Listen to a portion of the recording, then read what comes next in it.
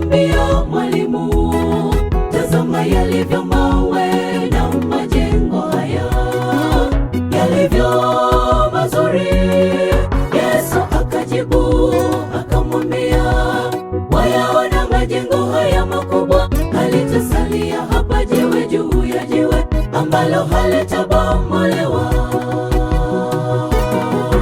Yesu na wanafunzi walipokuwa wakitoka hekaluni, mmoja wa wanafunzi wake alimwambia mwalimu, tazama yalivyo mawe na majengo haya yalivyo mazuri.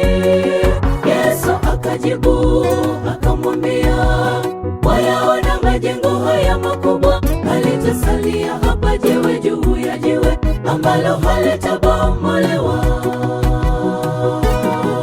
Tunamwacha Yesu aende zake, tunatazama mazuri ya dunia, ila hakika alituhakikishia haya yote yatapita, hakitasalia chochote pamoja na fahari zote.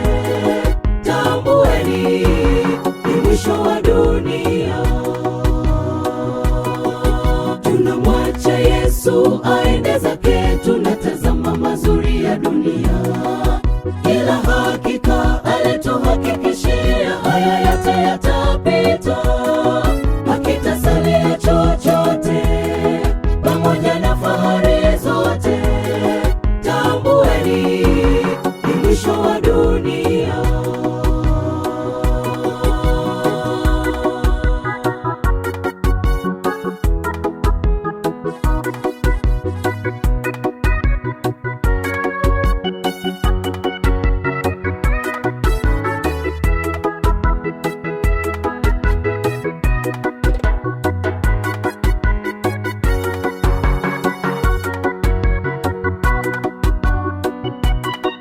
Tunabaki na fahari za dunia, mioyo yetu twaweka humo, akili zetu na mawazo yetu wakati wote twawaza huko.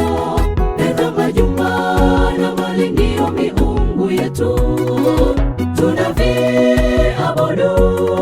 Yesu atuambia na kutuonya, twaziona fahari zetu zote, hakitasalia chochote chini ya jua ambacho hakitateketezwa.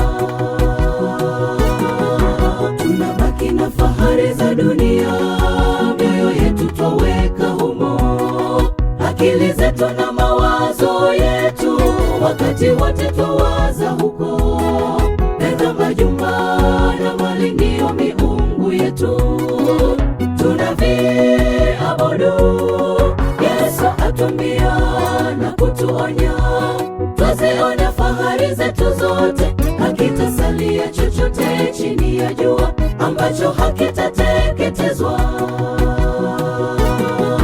Tunamwacha Yesu aende zake, tunatazama mazuri ya dunia, ila hakika alituhakikishia haya yote yatapita, hakitasalia chochote pamoja na fahari zote.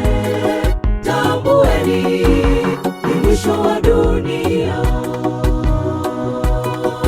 Tunamwacha Yesu aende zake, tunatazama mazuri ya dunia, ila hakika alituhakikishia haya yote yatapita, hakitasalia chochote pamoja na fahari zote. Tambueni, ni mwisho wa dunia.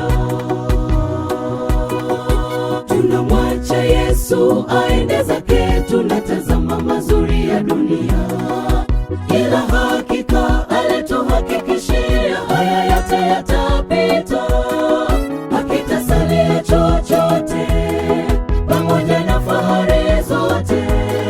Tambueni, ni mwisho wa dunia.